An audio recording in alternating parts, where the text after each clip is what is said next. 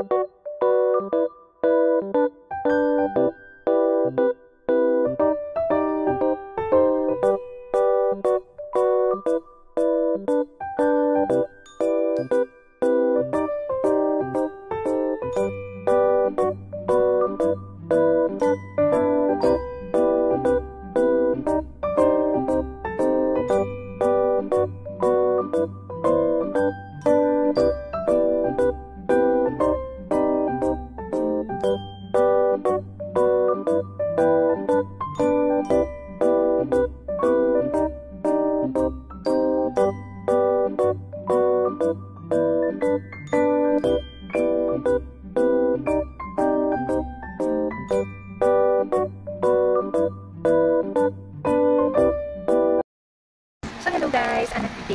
vlog.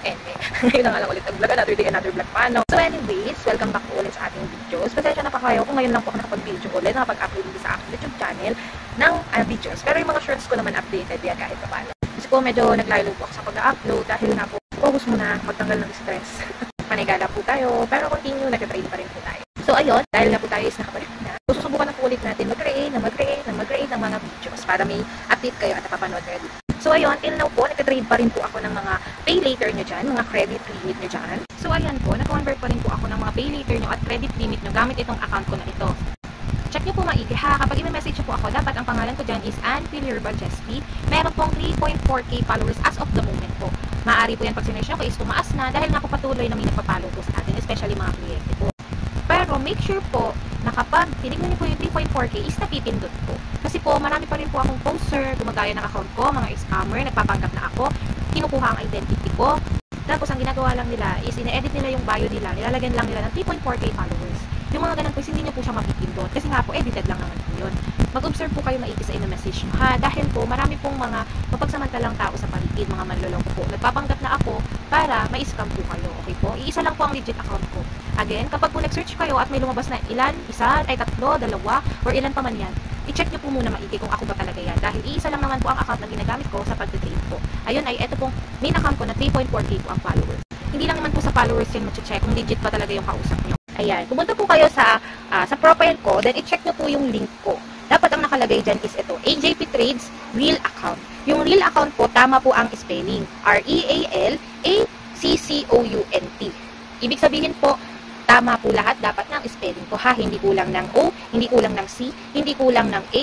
I-check nyo po maigi. Dapat tama po ang spelling ng real account. Kapag yan po ang lumabas sa message na account ko, ibig sabihin tama po ang account. Uulitin ko, hindi po dapat kulang ang C, hindi kulang ang A, at hindi po misspell po. Okay po? Dapat tama po ang pagkaka-spell ng AJP Trades real account. Okay po? And also po, paalala, lagi po akong nakikipag-video call bago po kayo magbayad. So, ulitin ko, in case magpapaprocess po kayo, bago nyo po ibayad yung mga credit limit nyo sa kahit anumang process, mapa-pay bills, QR, or check out, or kahit ano pong process na ipapagawa ko po sa inyo, tatawagan ko po muna kayo. Magbi-video call po muna tayo. Meaning, video call before process po ang ginagawa ko. Never ko pong sinabi na, pila ko muna kayo, enlist ko muna kayo. Yan, mga nababasa ko yan sa, sa mga client na nagre-report na nadali sila ng poster. Kaya i-enlist daw muna sila.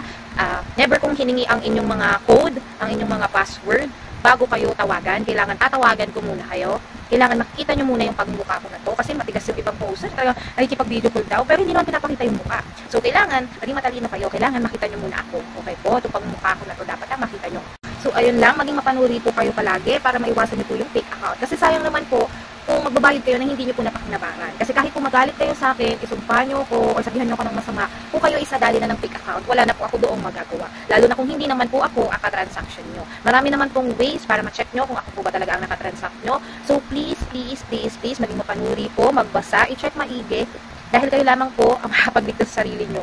Okay po? Anyways, available pa rin po ang ating mga credit limit, especially GGives. Sa GGives po, madalas, ang process po dito is pay bills and QR po. Okay po? Hindi, nililimitahan ko po ang mag-process ng top up dito. So, maging mapanuri po kayo. Yung top up, yun yung humuhingi ng password, gano'n, ng PIN, ng code. So, list. Hindi ko siya masyadong ginagamit. Imposible ko siyang gamitin. Tsaka kung gagamitin ko man siya, video call while process po. Kausap niyo po ako hanggang sa mabayaran ko kayo. Ganun po ang pag-process ko. Kapag humihingi ako via top up. Pero madalas, via share screen ng QR or ng pay bills. Also, meron pa rin po tayong launders and atonement po. Kahit po kayo kayo is walang card ha, kahit wala kayong physical card, pwede natin i-convert si atomin nyo and si landers nyo. As long as approved kayo. Via pay bills, via payment link and QR po tayo dito.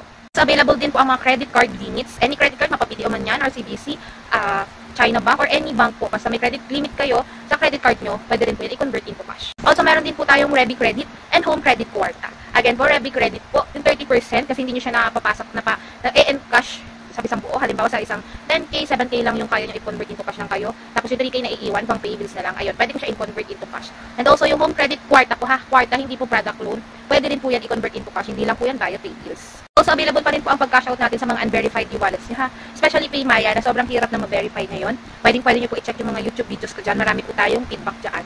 Pwede din po ang unverified Maya or Gcash po. Okay po. Marami pa po tayong ibang process dyan. Manood lang po kayo dito sa aking YouTube channel, AJP Trade, syempre. Marami po kayong malalaman na pwede palang ipa-convert yun into cash. So, ayun, intayin ko po ang message sa aking Facebook account. Ugaliing mag-check po maigi ha. Huwag po basta magpapaniwala para iwas scam. Lamang may alam. Ayun lamang. Salamat. Bye-bye.